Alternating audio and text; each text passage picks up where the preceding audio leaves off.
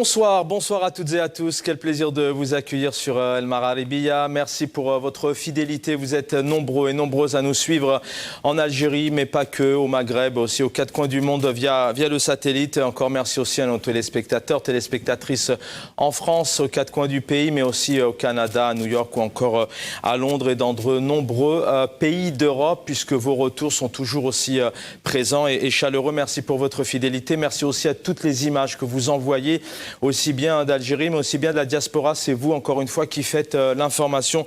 Je ne peux pas, comme à chaque début d'émission, au nom de la rédaction, au nom de la direction de la chaîne, avoir une pensée à tous les Algériens, toutes les Algériennes qui ont perdu la vie, paix à leur âme. On va en parler encore ce soir, puisque c'est malheureusement l'actualité maintenant depuis plusieurs semaines.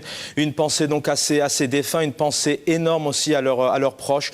Nous sommes de tout cœur avec eux, puisque ce sont des moments très très douloureux et ce sont des images, des souvenirs tragiques qui resteront dans les mémoires pendant plusieurs décennies, pour cause la Covid, certes, mais pas que. Il y a la Covid-19 qui maintenant fait un ravage dans le monde entier depuis plus de 2 ans, mais particulièrement actuellement en Algérie, et pour cause un système de santé défaillant, un système de santé qui est submergé, et surtout un État, un pouvoir, un régime qui n'a pas su et qui n'a pas voulu se préparer maintenant depuis plus de 2 ans, car la Covid-19 est arrivée déjà fin 2019 avec un confinement début mars 2020. Et malheureusement, les autorités algériennes n'ont pas souhaité, n'ont pas voulu, n'ont pas mis en place les moyens nécessaires. Et on le voit maintenant actuellement avec la disparition et les grosses difficultés que vivent les Algériens et les Algériennes. Nous reviendrons donc sur cet élan de générosité qui est maintenant dure en Algérie, aux quatre coins du pays, mais aussi aux quatre coins du monde entier, avec cette diaspora qui se mobilise énormément. Et l'actualité notamment de cette fin de semaine, en ce vendredi, hier, début de week-end en Algérie, c'est ce communiqué, un communiqué qui vient donc de l'ambassade d'Algérie à Paris. Nous reviendrons sur ce communiqué, un communiqué qui a annoncé donc hier vendredi que les opérations de solidarité visant la lutte contre la propagation donc de ce virus, initiées par la diaspora, pour être clair, sont désormais soumises à une autorisation d'acheminement de dons, une vraie réglementation. On en parle ce soir. Plusieurs internautes se posent donc la question. C'est de la récupération, de la bureaucratie, du chantage. Est-ce que c'est réellement le moment de mettre autant d'obstacles, de contraintes administratives? Parce que plus le temps passe, vous le savez, je n'apprends rien à personne, eh bien ce sont des vies qui disparaissent malheureusement. On reviendra aussi sur les annonces du ministre de la Santé, Ben Bouzid, qui lui avait annoncé 6000 nouveaux, entre autres, concentrateurs d'oxygène, il a estimé en début de semaine notamment impératif face à la situation épidémiologique inquiétante de travailler, dit-il, d'arrache-pied et dans le calme afin de sortir de cette crise avec un minimum de pertes humaines. Malheureusement, le minimum est déjà dépassé, monsieur le ministre. On va en revenir avec nos invités, et puis on reviendra aussi sur cette révolution, car beaucoup d'internautes évoquent clairement que la seule solution après cette crise, eh bien, c'est la révolution. C'est la seule solution, puisqu'on le sait très bien aujourd'hui, malheureusement, avec ce pays où il n'y a pas d'état de droit, où il n'y a pas de justice, que ces représentants, ces autorités, ces ministres et responsables politiques ne seront jamais entendus. Avec nous, dans quelques instants, j'aurai le plaisir d'accueillir donc le titre de l'émission, Covid-19, les dons sous la bureaucratie, la récupération et le chantage. Voilà ce que disent et évoquent les internautes maintenant et les Algériens et les Algériennes depuis l'annonce de ce communiqué. Avec nous dans quelques instants, j'aurai le plaisir de recevoir Assia Guéchoud, hirakiste qui est à Strasbourg en France, Boalem Amoura, syndicaliste, secrétaire général du SATEF, Adel Djebar, observateur politique fidèle à l'émission, et le médecin Mohamed Lamine Chiban. On se fait une petite pause, si je puis me permettre, en musique, avec ces images et ces paroles pleines d'espoir, et on se retrouve tout de suite après.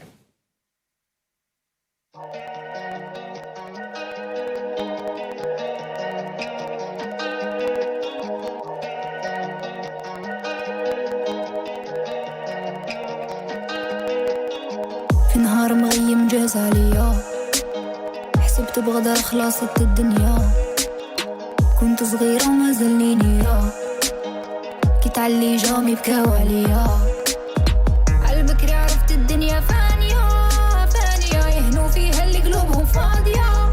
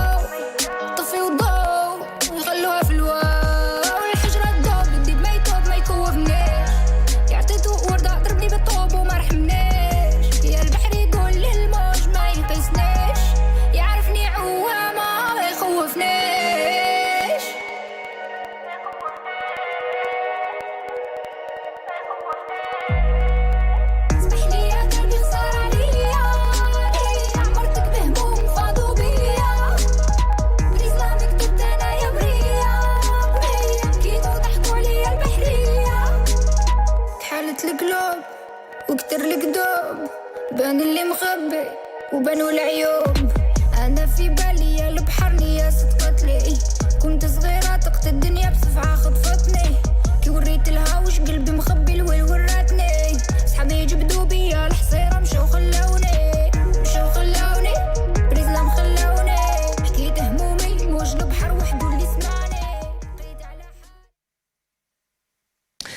Il est 18h47 précisément en Algérie. Si vous venez de nous retrouver, donc bienvenue à vous pour ce nouveau numéro de Microscoop. J'ai le plaisir une nouvelle fois de vous présenter nos invités dans quelques instants. Voilà ce que dit Amine Ouazari sur Internet, sur les réseaux sociaux. C'est public, vous pouvez aller donc retrouver ce post. Pendant que les Algériens se meurent par centaines à cause du manque d'infrastructures hospitalières, lits de réanimation, 17 personnes, 17 internautes, manque d'oxygène dans les unités soignantes et de logistique, eh bien les douaniers, corps d'élite du gouvernement retiennent et font du chantage sur les appareils respiratoires envoyés depuis l'étranger. On va en parler ce soir avec ce communiqué de l'ambassade.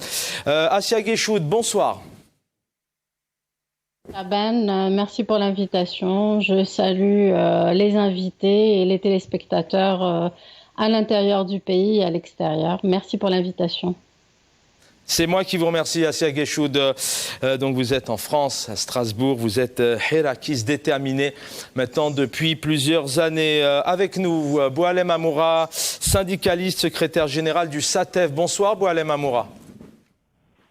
Bonsoir mon ami Chaben, bonsoir à tous les invités, bien sûr, bonsoir à tous les spectateurs de Mararibia, sans oublier notre formidable diaspora et bien sûr et à tous les techniciens de Mararibia. Merci pour l'invitation. Merci infiniment d'être parmi nous. Adel Djebar, observateur politique, fidèle aussi à l'émission. Bonsoir une nouvelle fois Adel Djebar.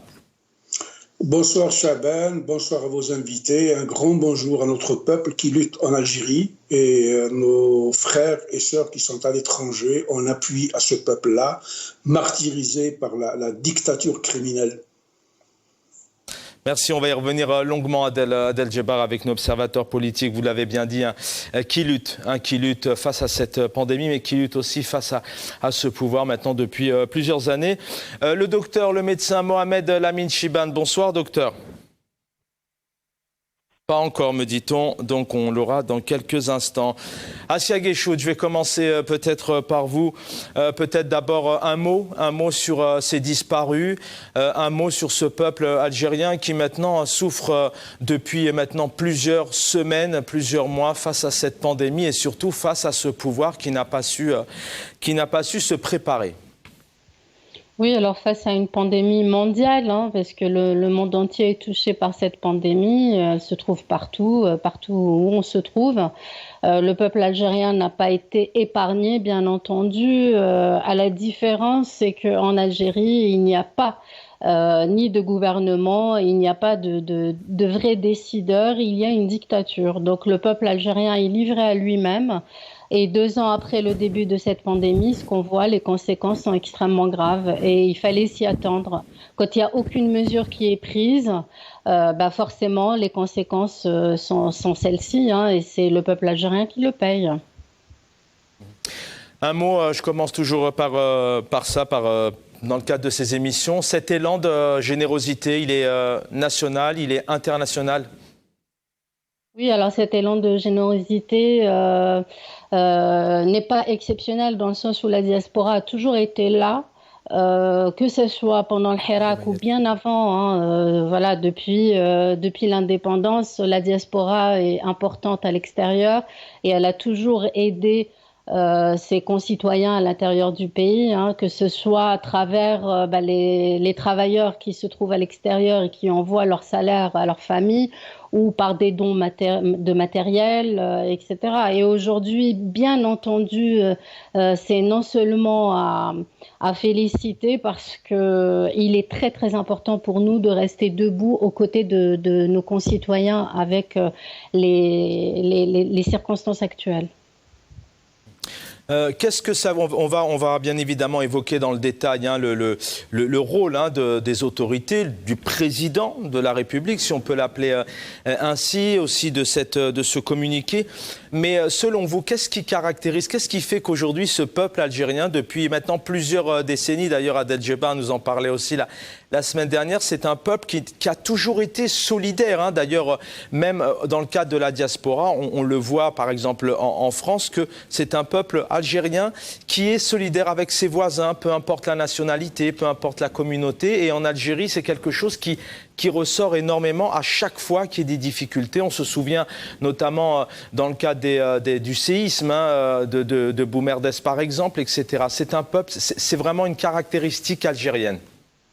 Oui, alors nous sommes un peuple qui a beaucoup souffert et pour la plupart d'entre nous qui vivons à l'extérieur, nous, diaspora, nous n'avons pas choisi de ne pas vivre dans notre pays.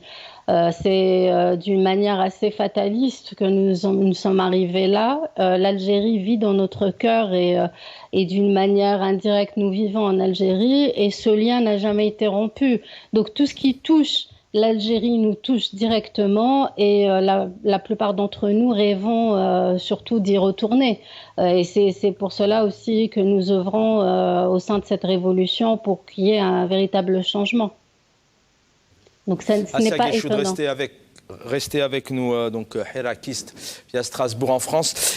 Pareil, Adel Djebar, peut-être un mot aussi avant de rentrer vraiment dans le contenu précis de ce communiqué, avant de parler aussi un peu des avancées aussi des autorités, puisque le ministre de la Santé, Ben Bouzid, a fait quelques annonces. Peut-être que ce sont des bonnes annonces et qu'elles sont mises en place. On va en parler avec nos invités. Mais peut-être encore une fois un mot ce soir, Adel Djebar. D'abord un hommage, vous le disiez tout à l'heure, lorsque vous disiez bonsoir, un hommage à tous ces disparus, ces familles qui luttent, et puis un mot sur cet élan de générosité qui est unique, et c'est peut-être et certainement la seule solution pour vaincre cette pandémie en Algérie, puisque le peuple est livré à lui-même. Ce qui est l'arme mortelle contre ce régime qui, disons-le, aujourd'hui, de façon tout à fait ouverte, sont complexes, parce qu'il faut se décomplexer par rapport à la triste réalité politique que nous vivons. Ce régime-là est l'ennemi du peuple algérien. Tout ce qu'il fait a pour but d'annihiler tout ce qu'entreprend ce peuple algérien pour survivre. Vous parliez du ministre de la Santé dans un pays où la vie a du sens, où l'humain représente quelque chose d'important dans une société. Ce ministre-là serait aujourd'hui en prison pour avoir tout simplement déclaré que l'oxygène serait donné de façon sélective à des gens qui le mériteraient. Donc c'est lui le canon, c'est lui la norme qui définit qui a le droit de vivre ou de mourir. Dans des pays où l'humain est respecté, un malade en phase terminale n'est débranché qu'après une réunion du comité des médecins en accord avec leur famille pour pouvoir le débrancher parce qu'il est dans un état, dans un coma profond et il est carrément inutile de continuer à faire de l'acharnement thérapeutique. Aujourd'hui, ce sinistre-là, dans le sinistère des mouroirs, consiste à avoir 2 Ilyushin militaires qui font la navette entre la Chine et Alger pour ramener des équipements, du matériel, des masques, etc., au lieu de prendre en charge son hôpital. On a vu qu'il a suffi que le peuple algérien prenne conscience qu'il faut tourner le dos à ce régime-là, qui n'est pas en train d'offrir des solutions, parce que toute sa vision est une vision tout à fait sécuritaire. Les symptômes de la crise pour ce régime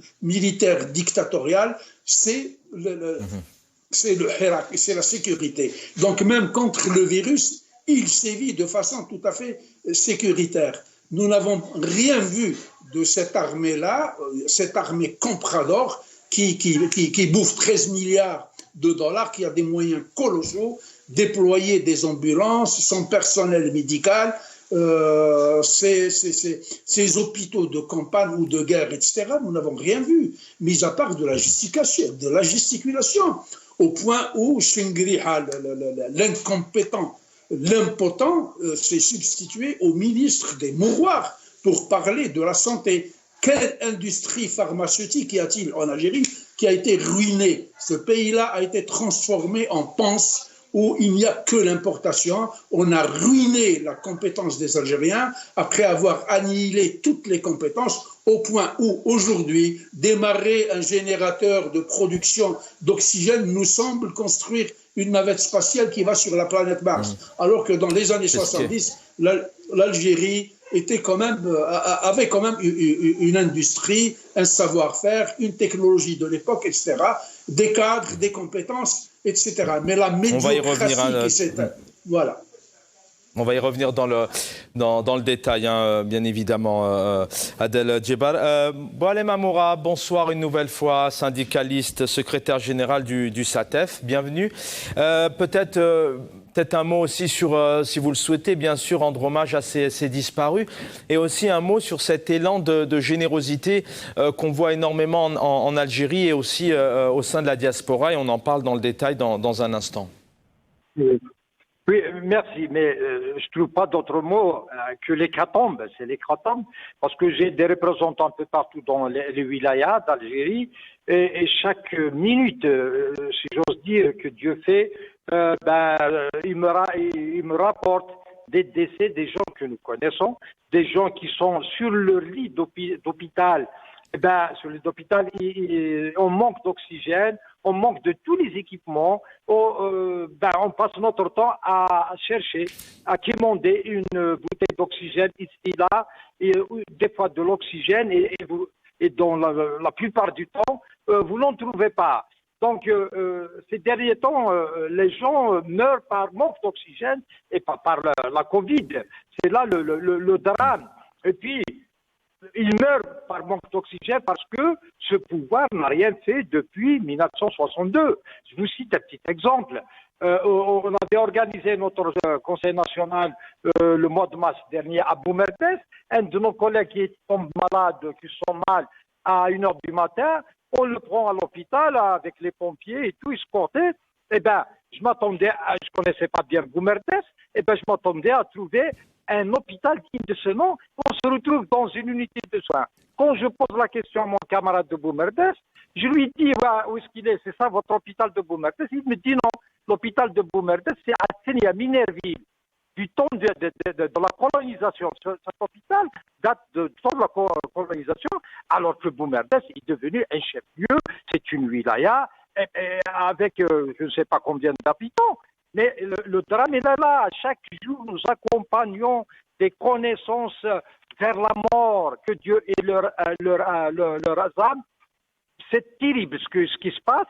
Et on trouve le moyen, quand vous dénoncez, vous êtes soit cessé. Je vais citer le cas, je ne sais pas si vous avez l'information, du couple journaliste de la radio régionale de Tarf. Tarf, c'est du côté de la frontière avec la Tunisie. Une journaliste qui présente son une émission médicale, bien sûr, qui reçoit des médecins. Depuis 10 ans, elle va rendre visite à l'hôpital de Bespès, du côté de Tarf, là où il est Tarf. Elle trouve des gens en manque d'oxygène dans des conditions, mais alors vraiment terribles. Elle rapporte l'information, elle l'a fait passer à la radio. Son mari, qui est bien sûr rédacteur en chef, ils sont radiés, donc ils sont cessés dans leur fonction. Là, c'est grave, c'est-à-dire que les gens meurent en silence et vous n'avez pas le droit de parler. Aujourd'hui, Tarf n'est pas confiné. La wilaya de Tarf est un foyer de cette Covid-là, mais la wilaya de Tarf n'est pas confinée. C'est là qu'on ne comprenons rien du tout. Je viens de voir, ça fait 2 jours, à l'hôpital de Tizi Ouzou, une bonne initiative, mais ça a été prise par le personnel de l'hôpital, extraordinaire. Ils ont mis à la disposition des malades des chapiteaux hospitaliers de santé. C'est ce que devait faire ce pouvoir depuis le début de la pandémie, parce que les gens, ils passent leur temps, les parents des malades, ils passent leur temps devant des hôpitaux pour avoir une place libre et faire, bien sûr, hospitaliser leurs parents. il y a des gardes-malades aussi qui n'ont pas. Là aussi, c'est ce que je ne comprends pas. Comment accepte-t-on des gardes-malades dans un service Covid? Je sais qu'il y a un manque flagrant de personnel infirmier et tout, mais comment, là, ça, je ne comprends pas, on fait rentrer un malade, on ressort deux. Ça aussi, c'est inacceptable. Donc on se demande où sont ces hôpitaux de campagne. Restez avec nous, Boualem Amoura. On va avoir le temps vraiment de décortiquer la situation sanitaire. Je vais saluer le docteur Mohamed Labine Chiban. Bonsoir, docteur. Bonsoir, c'est Chaben. Oui, bonsoir, docteur, je vous entends. Salam alaikum, vous m'écoutez? Vous m'entendez? Très très bien, alaikum salam, rahmatullah, je vous entends, oui. Très bien. Et on vous entend très bien, docteur. Vos invités. Très bien. Je salue en même temps vos invités. Je salue tous les Algériens qui nous suivent du pays et de toute la diaspora, que ce soit au Canada, en France, en Europe et dans le monde arabe. Merci, docteur. Alors peut-être un mot, si vous le souhaitez, sur cet élan de générosité. Ensuite, avec vous notamment, on va évoquer la situation concrète sur le terrain. D'abord, énormément de disparus à qui on pense très fort, les familles. Et il y a toujours cette force unitaire. D'ailleurs, on l'a vu dans le cadre aussi du Hirak et de la Révolution. On en parlera aussi en fin d'émission. Ça, c'est ce que vous vivez sur le terrain. Aujourd'hui, les Algériens sont unis pour faire face à cette pandémie?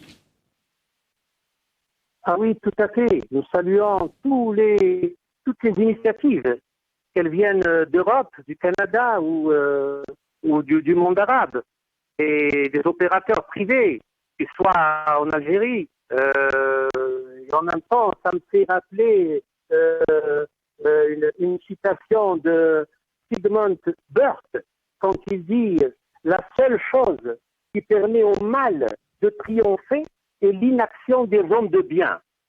Donc, alhamdoulilah, nous avons des hommes de bien et nous allons, incha'Allah, triompher sur ce mal, sur ce maudit virus.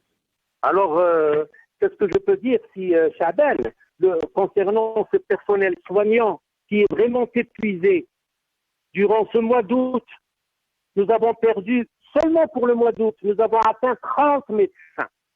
Pour le mois de juillet, nous avons perdu 54 médecins. Au total, depuis le début de la pandémie, nous avons atteint 268 médecins. 268 médecins entre médecins, dentistes et pharmaciens. Rabbi yarhamhum jami'an. Ce personnel de santé qui est vraiment désarmé, il est meurtri, il est profondément déprimé, affaibli par ce mort. Et qu'est-ce que nous pouvons dire aussi? Nous venons de perdre une éminente professeure en neurochirurgie, chef de service de l'hôpital Aïtidir d'Alger, et qui est en même temps présidente de l'association de neurochirurgie. C'est en l'occurrence professeur Berki Souad. Alors là, nous trahmou alayha, tous les médecins et tous les professeurs que nous avons perdus. Quand nous comparons à la France, 268 médecins et que nous avons perdu, alors qu'en France, depuis la mi-décembre, en tout et pour c'est dramatique. Ils ont perdu 70 médecins libéraux. Alors vous voyez un petit peu la différence entre nous et la France. Alors quand les autorités n'arrivent pas à assurer la protection de leurs médecins, ces médecins qui travaillent jour et nuit et qui sont vraiment épuisés, qui n'arrivent pas donc à assurer la sécurité de leurs médecins, comment voulez-vous assurer la sécurité de toute une population? C'est un système qui est en faillite, mon ami Chaben. Et notre Rabbi al-Rahma wal-Afou. Voilà. Et alors, quand je vous cite ici seulement par un titre d'exemple pour la wilaya de Sétif, dans la commune de Salah Bey, sur 11 médecins du secteur sanitaire, 8 ont été testés positifs. Ils sont contaminés. 8. Il ne reste que 3 médecins qui exercent dans la commune de Salah Bey. Et là, donc, vous avez une idée sur l'ampleur de cette pandémie qui touche les blouses blanches. Restez avec nous, docteur Lamine Chibane, s'il vous plaît, merci d'être avec nous. Des images d'archives. Il était ministre il y a 3-4 ans maintenant. Abdelmalek Boudiaf, regardez ce qu'il disait sur les moyens de la santé en Algérie.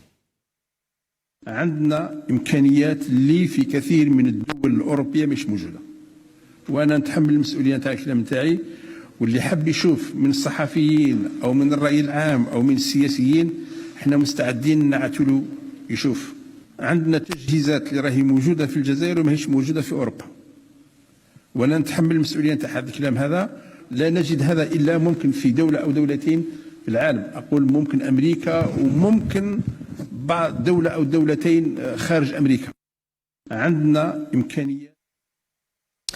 Voilà, de retour sur le plateau de Microscope, on vient d'entendre donc Abdelmalek Boudiaf, qui était ministre de la Santé il y a 3-4 ans, qui disait clairement que l'Algérie avait, pour résumer rapidement, avait tous les moyens nécessaires en termes de santé, de système, et puis notamment le chef de l'État, Abdelmadjid Tebboune, qui on se le rappelle, on ne le rappellera jamais assez malheureusement, puisqu'aujourd'hui ce que dénonce énormément la population algérienne, c'est d'autant de déni, autant de mensonges. Donc on va s'arrêter. Avant d'évoquer le communiqué de l'ambassade hier qui met des freins et de la paperasse, pour être clair, de la bureaucratie dans l'acheminement des dons, on va s'arrêter sur la situation sanitaire, notamment en termes de santé. Assia Guéchoud, vous venez d'écouter une nouvelle fois des images que vous connaissez, de l'ancien ministre de la Santé, le ministre actuel donc de la Santé, Abdelrahman Ben Bouzid, qui a annoncé lundi l'acquisition d'autres générateurs d'oxygène dans les prochains jours pour permettre notamment aux établissements hospitaliers d'autoproduire cette substance. Il parlait notamment de 6000 concentrateurs. Il dit clairement que la fourniture de cette substance est une responsabilité collective et ne se limite pas au ministère de la Santé. Avant de vous donner la parole, je vais vous citer ce qu'a dit une internaute notamment, que son papa disait « Il viendra le jour où ils nous feront même payer l'oxygène que nous respirons ce jour ».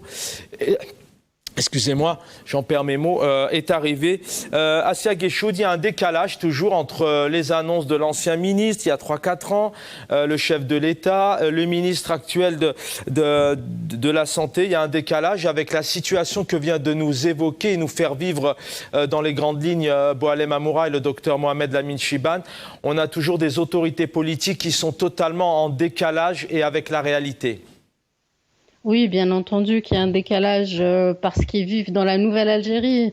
Leur nouvelle Algérie telle qu'ils l'ont conçue dans leur petite tête. Ils vivent pas dans l'Algérie du peuple. L'Algérie dans laquelle nous vivons tous, que nous soyons à l'intérieur ou à l'extérieur, nous voyons parfaitement bien ce qui se passe. Les réseaux sociaux nous permettent d'avoir un regard très précis sur la situation et bien entendu ceux qui vivent en Algérie le vivent au quotidien, ils savent très bien. Donc il y a ce décalage entre leur nouvelle Algérie et la nôtre, ça c'est clair. Maintenant très clairement, moi personnellement en tant que je vais parler aussi par ma fenêtre d'activiste du Hirak parce que je suis aussi là dans ce rôle.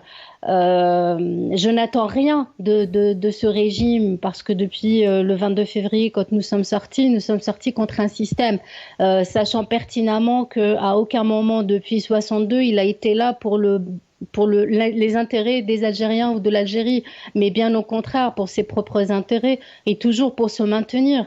Donc ce ministre de la Santé ou un autre, c'est exactement pareil. Pour nous, c'est une façade politique derrière une dictature militaire. Et ils pourraient nous expliquer aussi pourquoi ils reçoivent des aides, des subventions, des dons, etc., que ce soit de l'Union européenne, des vaccins. Je crois qu'il y avait plus d'1 million de vaccins qui ont été donnés par les Américains, alors que c'est parmi le système médical le meilleur d'Afrique et a priori ils sont encore mieux que les Européens. Voilà ce que je peux dire. Et pourquoi les responsables politiques vont se faire soigner, en Europe, hein. C'est une question aussi. Oui, bien entendu. Voilà, leur président qui est parti se soigner en Allemagne pour le Covid, s'il n'avait pas peur de se soigner en Algérie, il y serait resté. Donc on connaît bien la situation. Enfin, c'est une équation mathématique. Il se fiche totalement du peuple algérien. Et là, nous l'avons encore. Ceux qui n'étaient pas convaincus le sont encore plus. Et j'espère qu'ils vont comprendre le bien fondé de cette révolution. Parce que là, ça suffit. Une révolution, c'est justement ça. C'est pas se révolter. Le mot se révolter ne vient pas de révolution. Une révolution, c'est un changement total, radical de ce système. C'est ce que nous souhaitons parce que nous avons compris qu'il n'était pas là pour les Algériens et encore moins pour l'Algérie. Voilà ce que je peux dire sur cette situation. Donc le constat, il est déplorable. On continue à déplorer ce constat, bien entendu, mais ça ne va pas s'arrêter et n'attendons rien de leur part. On peut commenter autant qu'on veut, bien entendu. Il n'y a absolument rien de bon qui vient d'eux. Rien de bon ne viendra d'eux. On le sait, Chaban. En 2 mots, est-ce que justement, j'aimerais qu'on consacre les 15 dernières minutes de l'émission là-dessus, mais voilà, on a toujours un peu d'espoir et un peu de sourire aux lèvres quand on en parle. Quelque part, c'est peut-être aussi la révolution. Vous parlez de ce Hirak depuis le 16-22 février qui a vu le jour.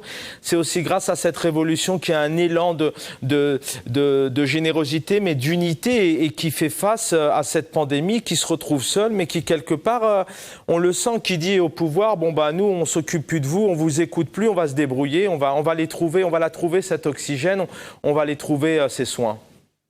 Oui, la révolution, finalement, Chaban, pour tout vous dire, et c'est mon sentiment, elle ne s'est jamais arrêtée. C'est une continuité. Le 16 et 22 février, c'est une continuité de 63, de 88, de 2001. Voilà, le peuple, à chaque fois, a repris un petit peu le chemin de la révolution, mais elle s'est jamais arrêtée. Elle prend ses enfants à ce moment-là pour leur donner le courage de sortir, de scander, de continuer. Mais elle a toujours été là et aujourd'hui, le fait que le peuple reprenne les choses en main en se disant je n'ai rien à attendre de ce système et c'est nous qui devons défendre nos concitoyens, que nous nous trouvions à l'extérieur ou à l'intérieur, c'est nous qui devons protéger nos vies, nos familles, parce que quand vous avez un régime en face de vous qui vous coupe l'eau pendant des semaines alors que nous sommes dans une période pandémique et sachant que l'hygiène est une des prérogatives véritables pour combattre un virus de cette ampleur, vous savez que tout cela est prémédité, donc ça paraît évident. Donc la révolution, ce n'est qu'une continuité et nous allons encore continuer. C'est pas parce que les marches sont arrêtées actuellement et nous avons su le faire aussi à la première vague la portée n'est pas là. Tous ces actes dont vous êtes en train de parler, les aides, les dons, etc., font partie de cette révolution. C'est une prise en main du peuple algérien de son destin. C'est ça, une révolution. Restez avec nous, Assia Gueshoud. Adel Djebbal, je fais appel à l'observateur politique, l'analyste aussi. Vous avez une culture, vous connaissez aussi bien ce pays depuis maintenant plusieurs décennies. C'est peut-être une question assez simpliste, mais honnêtement, en étant aussi objectif, comment on peut effectivement peut-être expliquer, définir que ces autorités politiques, pour ne pas parler de régime ou de pouvoir, continuent à être dans le déni. Je donne quelques informations et j'interrogerai nos Boualem Amoura dans quelques instants et le docteur Mohamed Labine Chiban. Mais voilà, on a un ministre de la Santé qui dit qu'il n'y a pas de pénurie au niveau de l'oxygène et que c'est surtout dû à la forte demande. Il parle clairement notamment en fin de semaine dernière qu'il y a une constatation, il constate une baisse des cas de contamination durant la dernière semaine. Un certain nombre de malades ont guéri et quitté les hôpitaux. La pression sur les lits de réanimation a également diminué. Les hôpitaux ont été renforcés avec les lits supplémentaires pour prendre en charge les patients. Vous retrouvez tout ça sur le site officiel de l'APS et des informations que je donne aussi aux téléspectateurs et téléspectatrices. Adel Djebbal, pourquoi ce pouvoir, ce régime, le chef de l'État d'État, le ministre de la Santé, qui est un Algérien, qui est un homme, qui est un citoyen, il la voit cette réalité. Pourquoi autant de déni, de mensonges à chaque fois? Pourquoi ne pas vraiment dire aux Algériens, il y a panique à bord? Je crois qu'il faut se rendre à la triste réalité, parce que ce serait, pour ma part, en tout cas, une blague de considérer cet État comme un État, c'est un état des lieux, de considérer ce parvenu-là qui a été intronisé par un général criminel, Dieu merci, parti depuis décembre, qui se prend pour un président qui nous raconte des salades, qui ne débite que des menteries et des mensonges, au même titre que son sinistre des mouroirs que vous venez de montrer à la télé, qui disait nous avons les meilleurs équipements du monde, à l'exception peut-être ou probablement des États-Unis, du Japon ou d'un autre pays. Celui qui lui a succédé, qui est médecin de métier, n'est pas si différent. Quand on devient l'employé d'une dictature, on obéit et on exécute. La technicité, la compétence, le savoir, la technique, la science ne valent absolument rien devant l'ordre donné par un cabran qui tient un fusil dans la main ou un kalachnikov dans la main. Donc ne nous attendons à rien. Moi, je rejoins totalement. Mais selon vous, pourquoi? Selon vous, je recevais lundi dernier sur ce plateau Samir Yahyaoui, analyste politique, et le militant Karim Naïtou Slimane, qui disait clairement que ce canard boiteux est encore là depuis des années, il y restera, et ils expliquaient vraiment que le régime actuel a encore à prendre. Il a encore une force, il a encore des objectifs, des éléments à dominer dans ce pays. Vous ressentez ça aussi, ce mensonge, ce déni, c'est aussi parce que dans ces autorités politiques, dans ce régime, il y a toujours espoir de continuer à dominer, à maîtriser le pays et le peuple c'est le cas depuis plusieurs années, mais encore pour plusieurs décennies, enfin j'espère pas, mais selon vous, c'est ce qu'ils projettent?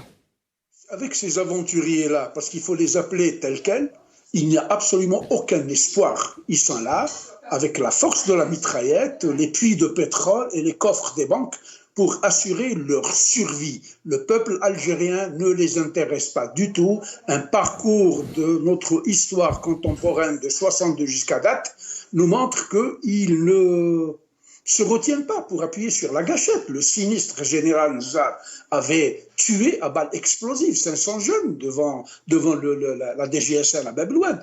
Ils en ont tué 250 000, ils ont fait disparaître 25 000. Aujourd'hui, moi j'avais dit un jour, il viendra le jour, comme l'a dit une de vos internautes, ils vont nous priver d'oxygène. Ils sont en train de le faire. Moi, j'étais très malade cette semaine parce que je voyais nos frères et nos sœurs mourir d'étouffement. Ça aurait été pour moi moins pénible de voir des naufragés mourir en mer parce qu'ils n'ont pas pu être sauvés. Mais là, vivre cet étouffement-là, ça doit être une mort atroce. Pour moi, ce sont des criminels. Au même moment, leur tebboun, leur kidboun est en train de déblatérer pour faire des effets d'annonce et dire nous allons vacciner 2,5 millions d'Algérois, 50% dans les grandes villes. Pour lui, c'est comme s'il allait...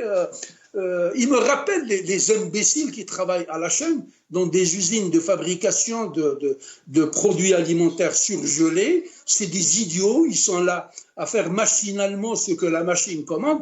Et puis, quand ils rentrent chez eux, ils sont incapables de se faire une omelette frite. Et donc, c'est l'incompétence qui prévaut. Pour lui, organiser la vaccination de 2,5 millions de personnes, il faut juste le dire. Ce que je trouve particulièrement terrible dans l'arabe et dans le français par rapport à l'américain, les Américains, c'est des gens d'action. Ils vous disent, do it, fais-le. Ne déblatère pas. Comment va-t-il organiser les 2 millions? Il vaccine 2,5 millions d'Algérois. Est-ce que c'est comme ça? On appuie sur un bouton et les gens sont vaccinés. Ça ne prend pas une organisation, une planification, des moyens, des stratégies, des agendas, une immense organisation pour pouvoir prendre en charge 2,5 millions d'habitants. Moi, je suis persuadé qu'aujourd'hui, ce qui se passe chez nous est prémédité. C'est non-assistance à peuple en danger, c'est un meurtre prémédité par incompétence. Ils sont là en train de tuer. Votre émission aurait dû s'intituler « Silence, on tue » en Algérie. Ce pouvoir criminel-là est dans son rôle. Moi, j'ai tout le temps dit qu'en 62, il y a eu un transfert du bail de colonisation entre une armée occupante française qui est partie, qui a transféré le pouvoir à une armée coloniale venue des frontières. Depuis le temps, nous sommes sous colonisation. Rien n'a changé. Regardez comment ils se comportent. Les gens sont en train de mourir. Faute d'oxygène. C'est pas, je ne parle pas des gens qui ont faim, des gens qui ont soif, des gens qui sont malades. Ils n'ont pas de l'air pour respirer, alors que l'air est gratuit. C'est ce qui est dramatique. Alors, restez avec nous, Adel Djebal, s'il vous plaît. Merci. Nous allons écouter quelques secondes la journaliste Dalila Nariman, qui lance un cri en larmes cette semaine à la recherche d'oxygène, notamment pour son père.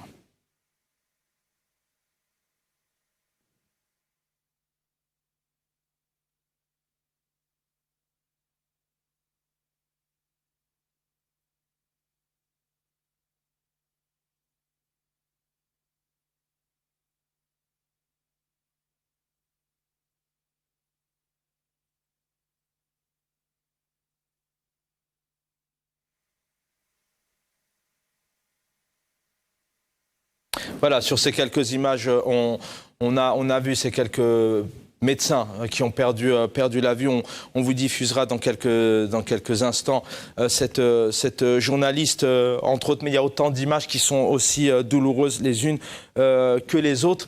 Boualem Amoura, donc syndicaliste, j'ai envie de vous poser, alors vous pouvez bien évidemment intervenir un peu sur la santé, les moyens qui sont mis en place actuellement, mais j'ai vraiment envie de vous interpeller d'un point de vue social aujourd'hui, parce qu'il y a la santé, effectivement, il y a cette pandémie, il y a ce pouvoir qui a totalement laissé à l'abandon les Algériens et les Algériennes et qui n'a pas su se préparer depuis 2 ans. C'est un constat, puisqu'on est à la recherche de bonbonnes d'oxygène, c'est ce qui est très dramatique. Mais d'un point de vue social, comment aujourd'hui vivent et survivent les Algériens? Est-ce qu'ils arrivent à trouver de l'eau, à trouver des denrées de première nécessité? Quel est le climat sur notamment des moyens de première nécessité pour vivre? Alors, est-ce que Boualem Amoura est toujours avec nous? On l'a perdu. On va le rappeler. Docteur Mohamed Lamine Chibane, est-ce que vous êtes toujours avec nous? Oui. Docteur, écoutez, vous avez entendu, je l'espère en tout cas, l'espoir que annonce le ministre de la Santé sur une baisse de contamination, que les hôpitaux sont moins submergés. Il parle effectivement aussi d'accélération du rythme de vaccination, notamment qu'il a été procédé à la mise à disposition pour courant août, c'est-à-dire maintenant, de plus de 8 millions de doses du vaccin chinois Sinovac, d'1 million de doses de l'anglo-suédois AstraZeneca, en vue de vacciner un plus grand nombre. Docteur Lamine Chibane, quand on écoute le ministre de la Santé, qui est dans son rôle, est-ce que ce sont des vrais dires? Est-ce que c'est la réalité? Ou est-ce que la crise sanitaire, elle est de plus en plus dramatique? Car on voit chaque jour des centaines de messages où les personnes crient en larmes en disant « Trouvez-moi de l'oxygène ». Oui, Chaben, de toute façon, aujourd'hui, alhamdoulilah, selon les chiffres que nous donnent les autorités sanitaires du pays, nous avons 1140 contaminés, avec 33 décès. Quand on se compare à hier, 1203. Aujourd'hui, on a la barre de 1200. Quand on se compare au mercredi passé, c'était 1495. Donc, mais on y croit. Est-ce qu'on peut y croire à cet espoir? Est-ce qu'on peut y croire à ces chiffres? On ne se le rappellera jamais assez. On sait très bien que le système de statistiques d'un point de vue général en Algérie est très difficile en termes de population, en termes de chômeurs, en termes d'écoliers, etc. Est-ce qu'on peut croire à toutes ces annonces du ministre de la Santé? Car sur le terrain, on voit des médecins, vous le disiez tout à l'heure, disparaître. On voit des cris en larmes en disant on n'a pas d'oxygène, les collectes augmentent. Est-ce qu'on peut croire à un espoir aujourd'hui? Clairement, est-ce que ça va mieux en Algérie? Écoutez, si Chaben, les bilans des décès provoqués par ce variant Delta, le variant indien, sont nettement très élevés que les chiffres officiels qui ne reflètent guère la réalité. Rappelez-vous la déclaration du professeur Didier, quand il dit qu'il faudrait multiplier par 30 les chiffres que nous donnent les autorités. Donc là, on ne fait qu'une comparaison parmi les chiffres qui nous donnent eux-mêmes. Et je voudrais, si vous permettez, revenir à la déclaration de l'ex-ministre de la Santé qui est en train de purger sa peine. C'était vraiment un langage populiste d'un rigolo. Voilà ce que je peux dire.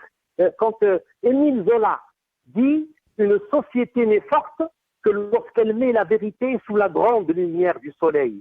Ayez le courage de dire la vérité. Ayez le courage de dire toute la vérité, que la vérité, rien que la vérité. Vous allez gagner en crédibilité auprès de l'opinion publique. Sinon, c'est une rupture. Il y a une rupture totale entre le peuple et ses gouvernants. Maintenant, mon ami Chaben, la situation, elle est vraiment inquiétante, elle est terrifiante. Quand on voit les décès, les lits sont saturés, le système de santé est mis à nu. Je vous cite la principale agence américaine gouvernementale qui déclare concernant l'Algérie, alors cette agence c'est une agence pour la santé et la sécurité publique. Elle dit, en fait, dans ces termes, manque de transparence. Alors je réponds à votre question, mon ami. Manque de transparence et de visibilité concernant le taux de vaccination et le nombre de contaminations à la Covid-19 en Algérie. Là, c'est l'un des pays, alors je reprends toujours, c'est l'un des pays qui peine à dévoiler la réalité de la situation sanitaire.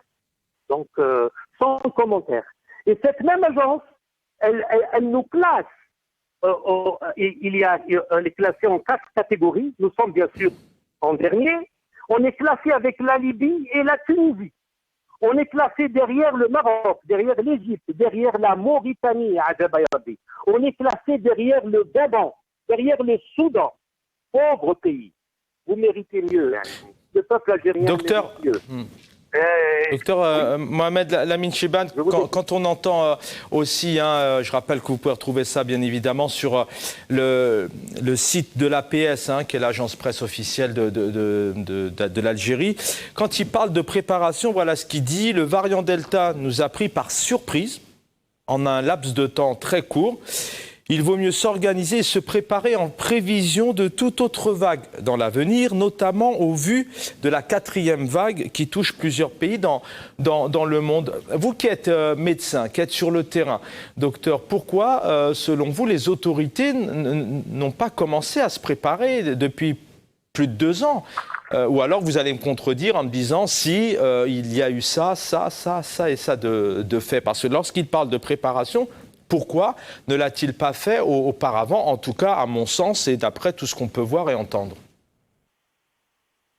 Oui, si Chaben. Alors là, je vous cite la déclaration du docteur Yousfi, qui est un infectiologue de l'hôpital Boufaris.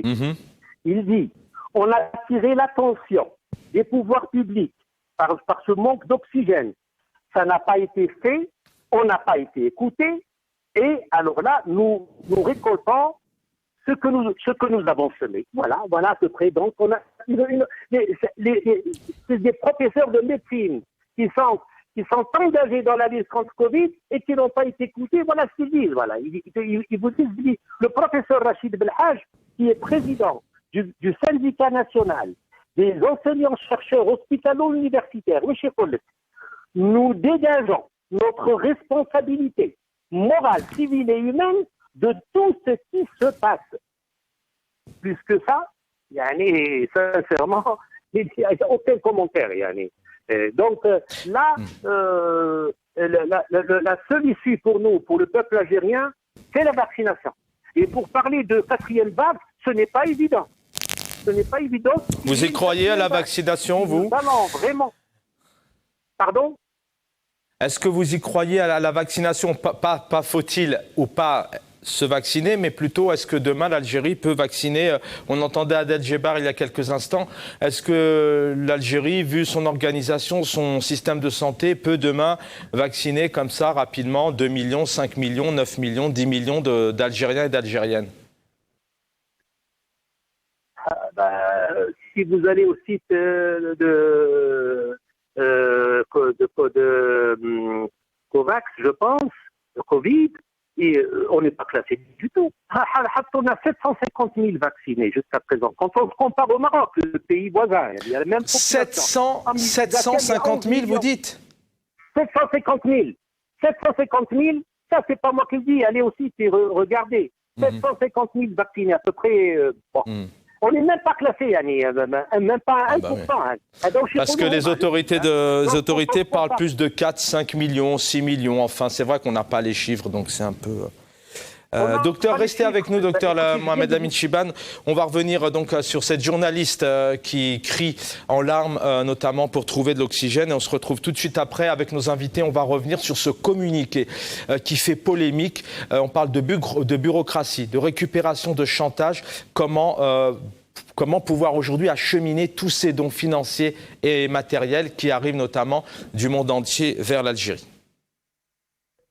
بالحق الموصل العظم اللي يعرف كش واحد عنده اكسجين ولا عنده كونسنتراتور دوكسجين ولا المهم اكسجين سيل فو بلي باي ثمن اللي حباها نعطيها له المهم نجيبها بلوتو بوسيبل بابا راهم في عائله لي زوبيتو تاعنا كاتاستروفيك يعني شوفوا لي زوبيتو كيف راهم معمرين سيل فو بلي اللي عنده اكسجين يبعثها لي بدراهم ما نزهقش بعطل بدراهم نخلصها بدراهم سي با ان بروبليم سيل فو بلي وفرونا برك الاكسجين لي زوبيتو ما فيهمش الاكسجين بابا راه قاعد مرمي في لوبيتال هكذا بلا اكسجين عبالك شنو. Voilà, ce sont des images toujours aussi difficiles à entendre et à visionner à chaque fois. Donc je rappelle que ce sont des images réelles que vous nous envoyez, que nous découvrons sur Internet, et ce ne sont pas des anciennes images. Nous allons revenir maintenant sur ce communiqué qui est arrivé. Alors je vais juste demander à mes collègues de me couper les oreillettes. Voilà, super. Merci messieurs. Merci à l'équipe que je salue d'ailleurs pour le travail bien évidemment qu'ils font dans les coulisses pour pouvoir réaliser techniquement cette émission. Un communiqué hier, vendredi, je vous en lis quelques extraits et ensuite nos invités vont réagir. On parle de récupération, on parle de chantage, on parle de paperasse, on parle de difficultés, de contraintes, d'obstacles, de chantage. Voilà ce que dit le communiqué. L'ambassade d'Algérie en France porte à la connaissance des associations communautaires, collectifs et ressortissants, c'est-à-dire toutes les organisations, notamment en France, par exemple, pour citer que la France qui souhaite donc délivrer, organiser des dons, que la concrétisation des opérations de solidarité initiées par les membres de la communauté nationale à l'étranger, venant en appoint aux actions menées par l'État, c'est-à-dire en aide dans la lutte de cette pandémie, obéissent à des conditions. Donc aujourd'hui, peut-on réellement parler de, je vous le disais tout à l'heure, de réglementations qui ont un sens? Alors voilà ce que dit aussi le communiqué. Les initiateurs d'opérations de collecte et d'acheminement de dons sont tenus de prendre contact avec les représentations consulaires territoriales compétentes à l'effet de solliciter la délivrance de l'autorisation d'acheminement de dons. Le dossier de demande d'autorisation doit comporter les indications suivantes: l'identité des donateurs, statut, association, collectif, agrément, le cas échéant la liste du matériel médical, concentrateur, etc., des consommables, le poids de la valeur, etc., la pharmacie centrale seule et unique destinataire de dons. L'ambassade précise encore que le ministère de la Santé est le seul et unique destinataire des dons. Il se charge, lui, de la répartition du matériel médical, des consommables et produits pharmaceutiques collectés selon son évaluation des besoins au niveau national et que l'acheminement de ces aides s'opère à partir des 3 aéroports, Lyon, Paris et Marseille. Et il en va de même pour notamment les médecins qui souhaiteraient de France aller en Algérie pour aider notamment leurs confrères et leurs consoeurs. C'est toute une organisation administrative et ça sera donc l'État qui dirigera ces médecins là où ils pensent en avoir besoin. Assia Guéchoud, vous faites partie de la diaspora. On va échanger là-dessus quelques minutes, ça sera le dernier volet. Quand vous lisez ce communiqué, quand on voit que la diaspora internationale se mobilise pour récupérer de l'argent, des dons, c'est urgent, ce sont des vies qui partent tous les jours. Qu'est-ce que ça veut dire ce communiqué? C'est de la réglementation qui a un sens ou c'est pour récupérer, pour détourner, pour du chantage, pour de la bureaucratie? Oui, je vais revenir sur votre question. Avant ça, je voulais juste rebondir sur la vidéo qu'on a vue qui est terrible. Et vraiment, je voudrais vraiment exprimer ma peine face à ce que vit le peuple algérien, ce que vivent les médecins, les infirmiers, le personnel médical, les familles, etc. Et nous voyons tous les jours à travers les réseaux sociaux tous ces appels pour avoir des concentrateurs, des respirateurs, etc., d'avoir un peu d'oxygène. Et c'est vraiment terrible ce que vit notre pays, vraiment. Moi, ça me donne encore plus de détermination dans cette révolution. Et je voulais revenir sur la question des vaccins, si vous permettez, Chaban, juste 30 secondes. L'histoire des vaccins, ce qui est incroyable, c'est qu'il y a plusieurs volets. Il y a non seulement le choix du vaccin, mais il y a aussi le fait de ne pas pouvoir les conserver. C'est-à-dire que l'Algérie n'est pas dotée de réfrigérateurs spécifiques et les médecins sont mieux placés pour en parler, notamment votre invité, mais n'est pas dotée de réfrigérateurs pour pouvoir conserver les vaccins, ce qui est extrêmement dangereux. C'est-à-dire que les vaccins, c'est du vivant, donc il faut pouvoir les conserver à une certaine température pour les injecter par la suite. Et l'Algérie ne possède pas ce matériel parce qu'elle a investi plutôt dans l'armement, dans la défense que dans la santé depuis 60 ans. Et sinon, sur la question de ce communiqué, écoutez, on marche sur la tête. Non seulement vous donnez, mais en plus de ça, vous devez...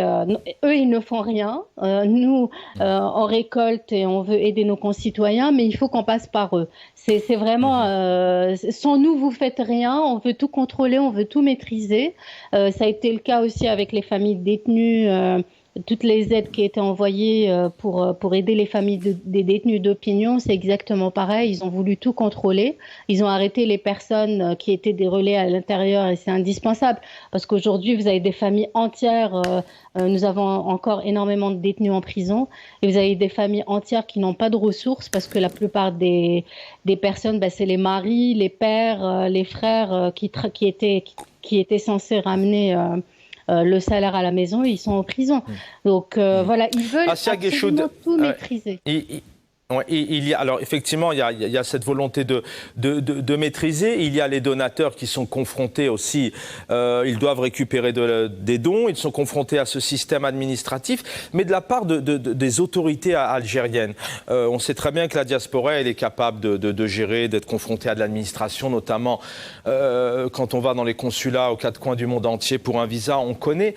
Mais là, est-ce que c'est pas de l'irresponsabilité supplémentaire au lieu de dire faut que les dons arrivent parce qu'il faut sauver des vies, eh bien on met des obstacles. Il y a une irresponsabilité qui est sans nom, j'ai envie de dire.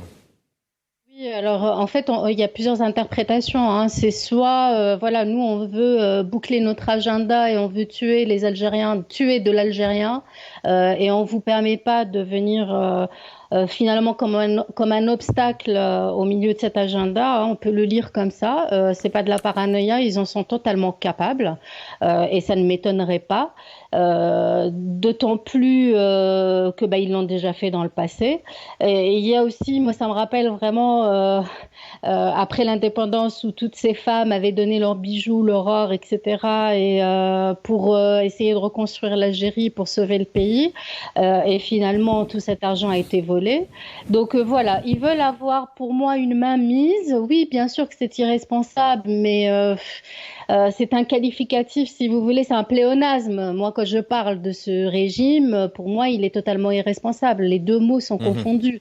Donc, je vois pas en quoi je peux rajouter là-dessus. Bien entendu que c'est irresponsable. Toute leur gestion de la pandémie depuis 2 ans est totalement irresponsable. La gestion du pays, la gestion du système de santé, la gestion économique, tout est irresponsable. Mais encore une fois, je vais radoter, je n'attends rien de bon de leur part. Moi, je les combats aujourd'hui, je veux les combattre. Merci Assia Guéchoub de rester avec nous. J'espère pouvoir vous retrouver pour une petite minute tout à l'heure, mais le temps passe très vite.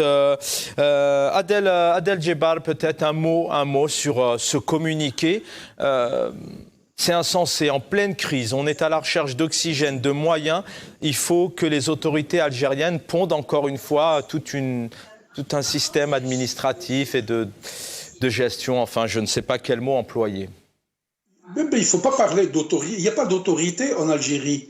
Il y a des bandits, il y a des aventuriers qui se sont appropriés par la force et l'illégitimité et la puissance des armes un pays, ou qu'ils ont transformé en dchra ou en société familiale. Moi, la question que je pose, je ne comprends pas pourquoi c'est l'ambassadeur de la junte à Paris qui fait cette déclaration. La diaspora algérienne, selon des estimations ça et là, est d'environ 8 millions à l'étranger. Il n'y a pas que des Algériens en France. Pourquoi ce n'est pas le sinistre des AE qui fait cette déclaration-là au nom d'un gouvernement? Comme ça, on ne se retournera pas contre un employé de la dictature. Au moment où celui qui était à Genève, qui voulait collecter du pognon pour défriquer les Algériens, ce sinistre ambassadeur de la junte, est en train de monter au créneau pour dire voici la bureaucratie stalinienne et ce qu'elle est capable de faire. La peur bleue qu'ils ont des Algériens, c'est leur union, leur solidarité. Ils ne veulent pas que les Algériens se solidarisent et s'entraident. Les Algériens de l'étranger sont capables de venir à la rescousse, aider leurs frères et alimenter en produits, en médicaments, en équipements plusieurs hôpitaux en Algérie. Vous vous rappelez qu'au début de la pandémie, on parlait d'une délégation chinoise, on parlait de masques. Ils ont été volatilisés. À l'aéroport de Boufaleko d'Alger, des généraux avec, je ne sais pas quoi, l'ex-premier sinistre sont partis attendre l'Iliochine, puis les équipements ont disparu. On n'a plus rien vu. C'est des bandits, il ne faut pas les écouter. Ce sont des bandits. Il faut les appeler par leur nom. Ces gens-là sont dans le déni. Moi, je pense que s'il existait un quart-monde, on serait déjà dans le quart-monde. Malheureusement, il n'existe pas, mais nous sommes au dernier peloton du tiers-monde. Donc c'est particulièrement terrible. Il ne faut pas les écouter. Si vous écoutez cet ambassadeur de la junte, c'est comme si vous croyiez au TGV de Keteboul. C'est la même chose. Vous avez beau attendre. Ce que je dis à nos frères en Algérie, j'ai 2 messages. Un, pour les détenus politiques. Nous avons appris qu'Ibrahim Lalami, Allah Inch'Allah, et je sais qu'ils ne vont pas le lâcher, ils vont le tuer parce que c'est des criminels. Je demande aux familles de tous les détenus politiques de se constituer en comité, comme l'ont fait les parents des kidnappés de 92. Pour emmerder cette junte, il faudrait qu'ils prennent d'assaut, pas d'assaut, mais ils fassent des sittings devant les prisons. Il faudrait qu'ils médiatisent la problématique des détenus politiques et nous prenons le relais à l'étranger pour internationaliser l'appel. Concernant nos malades et nos victimes qui sont morts par asphyxie, par la faute de ce régime criminel, je demande aux parents de se constituer en comité national et d'engager un recours collectif pour meurtre prémédité contre cette dictature-là et contre ces aventuriers criminels. C'est très simple, c'est un problème d'organisation. Gérons nos émotions, soyons rationnels et passons à l'acte. Ils ne s'arrêteront pas. Pour qu'on soit clair, ils sont prêts à tuer des millions d'Algériens pour survivre. Et on le voit dans leur comportement, dans leurs déclarations. Ils ne reculent devant rien pour protéger leur pouvoir illégitime au détriment de l'Algérie et de son peuple. Adel Djebbar, merci de rester avec nous. Peut-être que j'aurai le plaisir de vous réécouter tout à l'heure quelques secondes, mais ce qui est bien, c'est que vous êtes fidèle à l'émission régulièrement. Et merci aux Algériens et aux Algériennes pour ce que vous apportez. Boualem Amoura est de retour parmi nous. Rebonsoir Boualem Amoura. Oui. Rebonsoir. Merci. Oui, malheureusement, oui, on connaît cette problématique en Algérie. Ce que je vous demandais tout à l'heure, parce que vous avez un tour de micro de retard, mais j'aurai le plaisir de vous réinviter dans quelques jours si vous en êtes disponible. Ce que je vous demandais tout à l'heure, d'un point de vue social, comment vivent les Algériens? Crise sanitaire, on l'a compris, c'est douloureux, c'est difficile, il n'y a pas de mots, il y a des pertes, c'est très grave. Mais comment vivent-ils au quotidien? Est-ce qu'ils arrivent à trouver de l'eau, à se nourrir, à essayer de subvenir à leurs besoins primaires? Très bonne question, parce que des fois on oublie le social des Algériens, la situation sociale des Algériens. Moi-même, je suis syndicaliste. Je vois qu'il y a une érosion du pouvoir d'achat. On avait parlé plusieurs fois du pouvoir d'achat du travailleur algérien. Aujourd'hui, vous savez, un petit test antigénique, il coûte 3 000 dinars, un autre qui coûte dans les 2 000. Donc, vous allez voir un petit peu, vous touchez 18 000 dinars, le SMIC il est à 18 000 dinars, et là, vous allez dépenser la moitié de votre salaire pour des tests Covid. Et ajoutez à cela la cherté de la vie. Tout est cher actuellement. Vous avez le citron qui coûte 650 dinars. Il y a aussi des gens qui profitent de cette situation. Et puis, nous venons de sortir de l'Aïd et c'est la rentrée. Dans peut-être 20 jours, 20 jours, ce sera la rentrée scolaire et la rentrée sociale. Les parents, ils doivent bien sûr acheter des vêtements pour leurs enfants, et acheter aussi du matériel et tout ce qui suit avec la rentrée scolaire, des cartables et tout. Sincèrement, c'est très difficile. En plus du manque d'oxygène, il y a un manque du pouvoir d'achat des Algériens. Nous ne pouvons pas continuer ainsi. Quand on parle des aides, là, il n'y a aucune aide, parce que je constate que le Croissant Rouge algérien, il est normalement dans son rôle actuellement, il est absent. Le ministère de la Solidarité aussi, qui a son budget spécial, on ne le voit pas. Et puis, je vais parler dans le cadre de l'éducation, nous avons ce qu'on appelle les œuvres sociales. Aussi, ils ne sont pas utilisés à bon escient. Ça dépend, bien sûr, de nos camarades qui gèrent ces œuvres sociales. Donc, la situation sociale en Algérie est vraiment explosive. Et sincèrement, nous n'attendons pas quelque chose de bien pour cette rentrée sociale, scolaire et sociale. Nous avons plus de 10 millions d'élèves qui vont rentrer. Il n'y a pas de moyens pour affronter cette pandémie et appliquer les gestes barrières comme on dit. Nous n'avons pas assez de bavette. Il y a des enfants, je parlais maintenant de parents nécessités, ils ne peuvent pas se permettre une bavette chaque jour ou le matin et le soir. Nous n'avons pas d'eau. Oui, nous n'avons pas d'eau. Cette année, il y avait cette crise d'eau. Donc, on reprend l'école et nous allons avoir des cantines sans eau. Nous allons avoir des sanitaires sans eau aussi. Et la meilleure, c'est que en ce temps de pandémie, il y a des patients qui se soignent, qui ont des respirateurs chez eux. Hier soir à Cuba, il y a eu une coupure d'électricité. Vous voyez un petit peu dans quelle situation nous vivons. Tout ça, c'est parce qu'il y a une mauvaise gestion. Gérer, c'est prévoir. Malheureusement, ces gens qui nous gouvernent, et pour eux, c'est le dernier souci. Ils naviguent à vue. La preuve, elle est là. Maintenant, cela fera 2 années que nous vivons avec cette pandémie. Il n'y a aucun hôpital digne de ce nom qui a été construit. Et nous n'avons équipé aucun hôpital vraiment d'équipement nécessaire. Donc, où est parti l'argent? La rente algérienne. Donc, c'est tout ça qui fait que Ces gens-là, ils Donc sont vous, là, ils savent qu'ils sont là, c'est ministre. Ouais. Encore une petite minute avec vous avant de conclure avec le docteur Mohamed Lamine Chibane. Donc vous, depuis 2 ans, vous n'avez rien vu en termes de préparation par rapport à cette pandémie? Comme ça, au moins, on a vos réponses aux uns et aux autres. Depuis 2 ans, vous n'avez pas vu un régime, des autorités de se préparer? C'est à moi la question que vous posez, Chaban. Oui, pour vous, Boualem Amoura. Oui, je termine avec vous une toute petite minute là-dessus. D'accord, je termine tout de suite. Eh bien, du point de vue sanitaire, moi, nous n'avons rien vu. Montrez-moi un seul hôpital qui a été construit maintenant depuis le début de la pandémie. Qu'on nous montre le matériel nécessaire pour équiper tous les hôpitaux. Aujourd'hui, je parle de l'hôpital Khalil Amran à Béjaïa, c'est l'hôpital central. Eh bien, ça fait 15 jours. Ils n'ont même pas de groupe électrogène. Où ils ne marchent pas, eh bien, la nuit, il y a eu coupure d'électricité. Donc, vous avez des générateurs d'oxygène qui sont abandonnés depuis plus de 40 ans. Ils n'ont pas été mis en marche. Moi, je n'ai vu aucun hôpital ou un équipement de ce nom. Aujourd'hui, les gens, ils font Merci, docteur. Pour avoir une bouteille d'oxygène.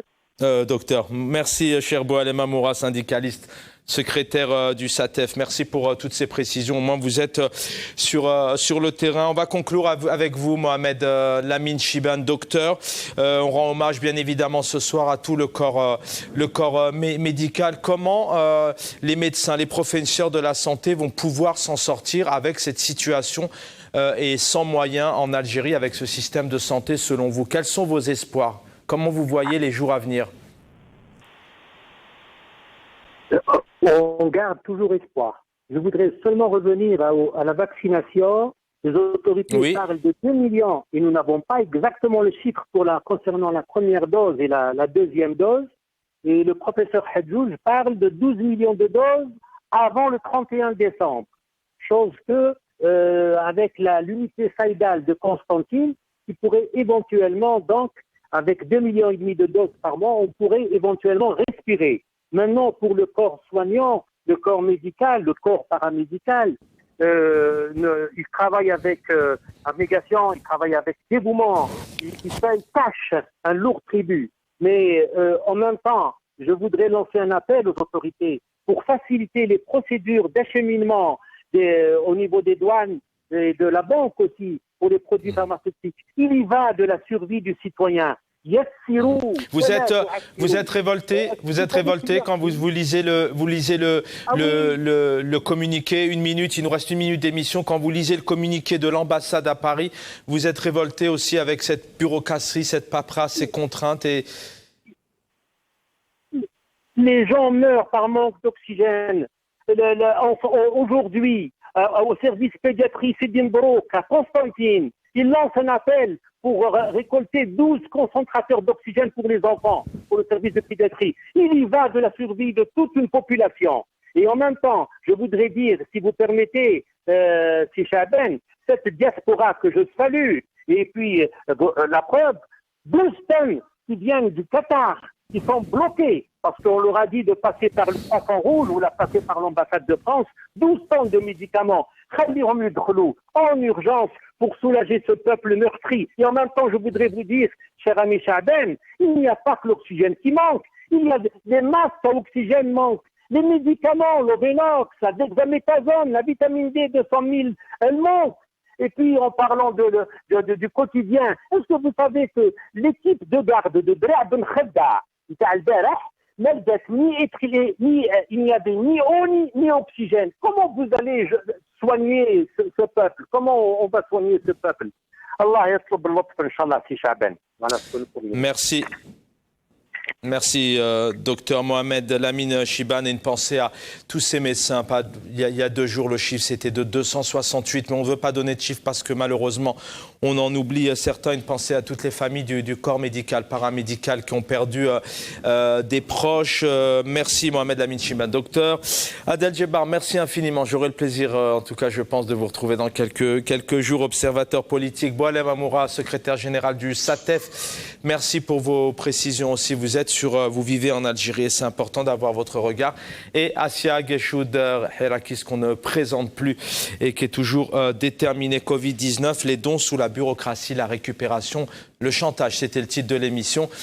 Prenez soin de vous tant bien que mal. L'équipe technique, merci d'avoir réalisé à mes côtés cette émission. Et j'aurai le plaisir, normalement, de vous retrouver demain soir, 18h30 en Algérie. Bonne soirée à tous sur El Maghribiya.